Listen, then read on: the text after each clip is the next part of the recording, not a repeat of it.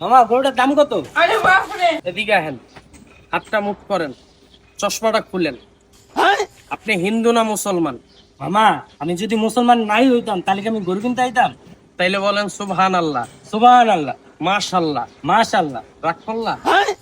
না মামা, গরুটা কি তোমার পছন্দ হয়েছে মামা?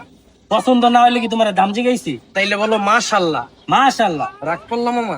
না এক চাঁদ, এক সূর্য, এক মাটি, আমার এই গরুটার ভিতর কোনো ইনজেকশন পুশ করি নাই, এই কথাটা খাটি। রাগ করলাম মামা?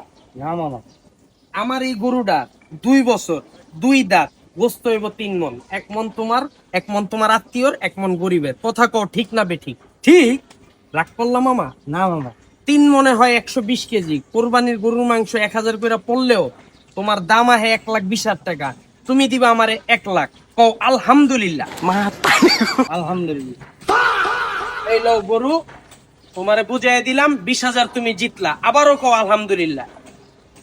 আলহামদুলিল্লাহ। রাগ করলাম মামা?